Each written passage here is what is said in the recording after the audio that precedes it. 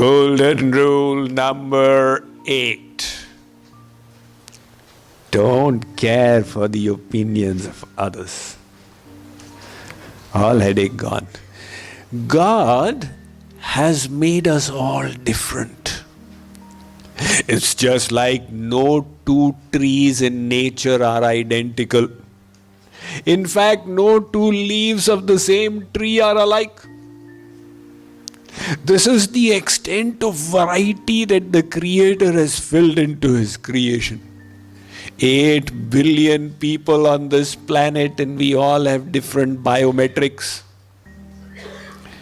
Because I travel so much, I've got that clear subscription.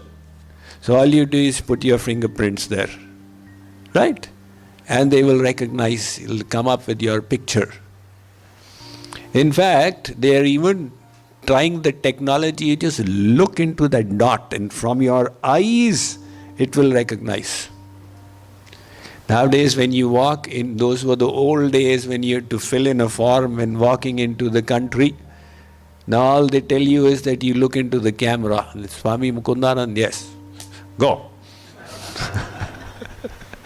So, I have tried it, with that Windows recognition software. When you log in, it recognizes your face. Whether I've got the tilak, I don't have the tilak, whether I'm wearing my reading glasses or not, whether my face is like this or like this or like this, it recognizes. It just shows that we are all different. But because we are social creatures, we interact with each other and we have a tendency to compare.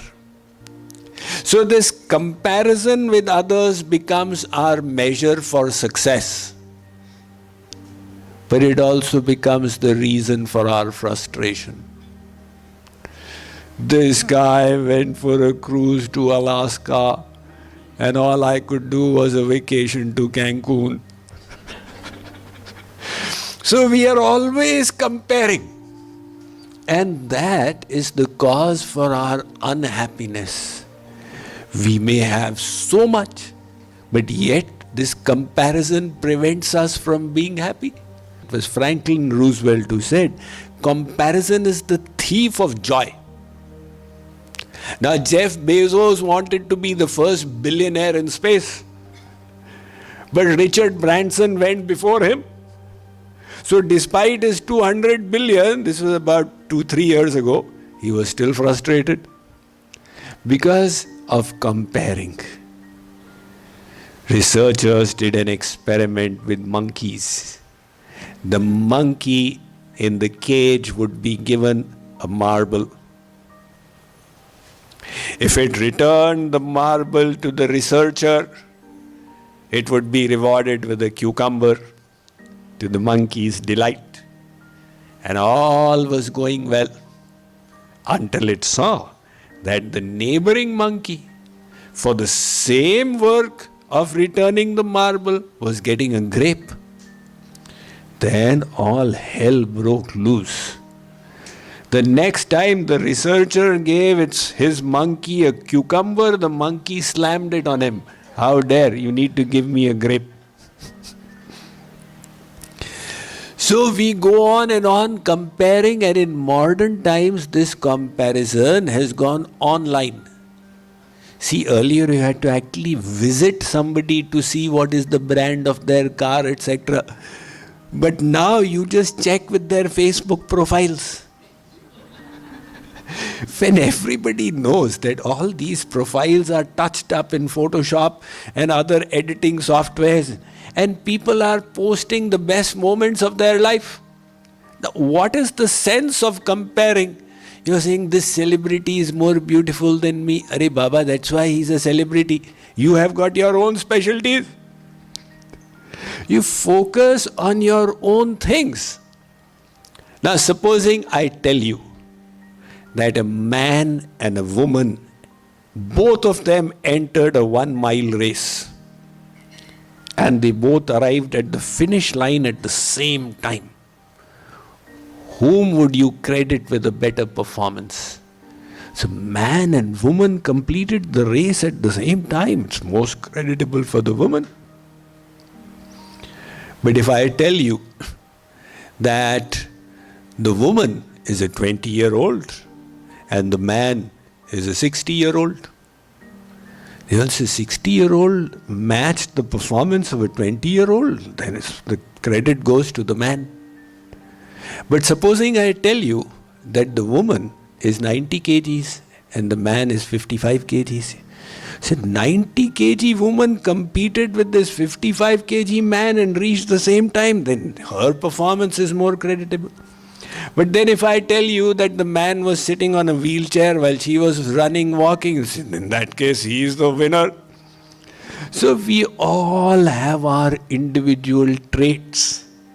The idea of life is not to become a best replica of somebody else, but to become the best version of your own self. Now there is a peacock in nature which has got such luxuriant colors on its tail, but that voice of it is so atrocious. Moment the peacock squawks, you can, there's a peacock in the neighborhood. Nothing else has got such a terrible voice. On the other hand, the quail, the cuckoo bird, has got its sweet voice, but not such attractive looks. So, comparison, if the comparison is productive, oh, this person is doing it, let me be inspired to also do it, then it serves purpose. But we are only making ourselves demotivated and unhappy. Instead of that, remember, you must run your own race in life. There was a running school sports day. So one class after the other would come for the competition. It was the grade 1 girls' race. And the parents had also been invited by the school. They were all cheering at the finish line as the 50 girls started off. Some of them were thrilled. This father, his daughter, arrived at 20th position. And seeing that, she was crying. The father said, "My child, congratulations! You have come first. Let me take you for the treat." She said, "But Daddy, I came 20th out of 50. He said, "No. The other 19 were not competing with you. You came first out of 31. So how come they were not competing with me? Because they had practiced more. Next time you also practice more and you'll be in competition with them. So, Papa, in that case, will I come first out of 50? No. You will come the next time first out of 46 because you will not have practiced enough. And then you practice even more and you'll come first out of 50. You know, when people run, these big athletes, they have pacers, somebody running alongside, so that they see the person and run faster. However, those who are world champions, nobody can run as fast as them. So whom will they pace? They are not competing with others. They are always competing with their own selves. Did I run the best that I could? And that is the art of how to live. You always run your best race. And you ask yourself this question, did I do the best that I could do? And then if you discover that there were areas for improvement, you focus on them so that you do better next time. In this effort, don't care what the others are saying. We people are wasting our energy in trying to be called good, instead of trying to become good. So our energy, our effort is going in this, that everybody should stand and applaud me. Whereas the fact is, it is impossible that everybody will applaud you. Because there are all kinds of people in this world. Dvau bhuta sargau lokesmin daiva asura evacha. Sri Krishna says, there are people with demoniac natures, people with divine natures.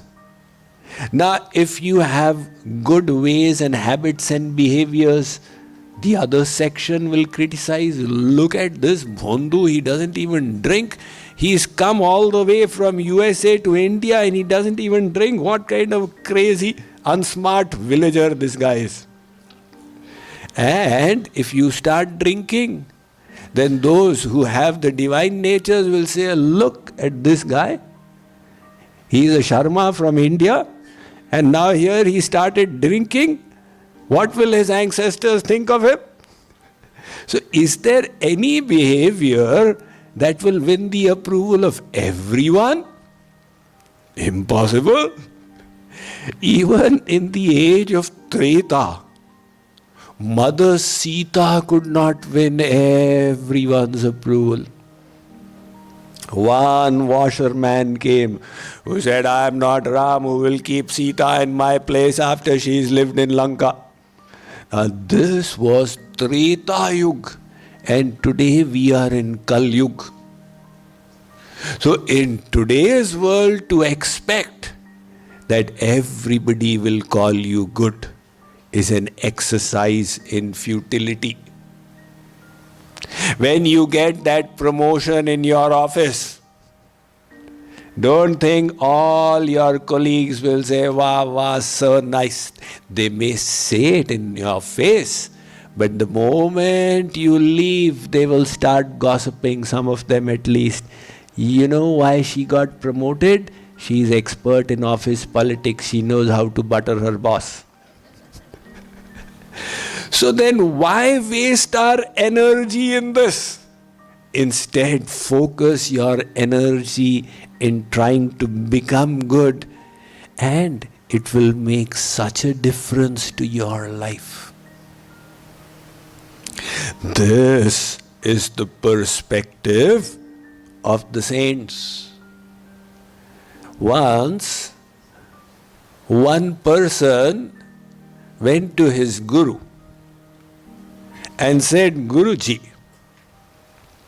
how should I become so that God will be pleased with me? So Guruji said, you do one thing. You go to the cremation ground where all these dead bodies are being brought to be cremated. Go and hurl insults upon them. So he went to the cremation ground and he saw these dead bodies were being prepared to be burnt, and he said, you lazy guys, you've got nothing better to do. You just keep lying around here and letting people do all the work for you. How atrocious. And saying all that, he returned. Guruji said, how did they respond? Arey Guruji, they just kept quiet.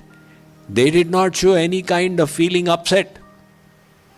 Guruji said, in that case, now go and praise them. He went and praised them. And he said, you know, last time I said so much to you, but you did not get insulted. How much of tolerance you've got. We hear that you should be more tolerant than a tree, and I am seeing it actually in you. So he praised the dead bodies and came back. And said, Guruji said that did they get delighted on hearing your words? Guruji, they remained unmoved. Your question was, how should I be that God will be pleased? You become like that.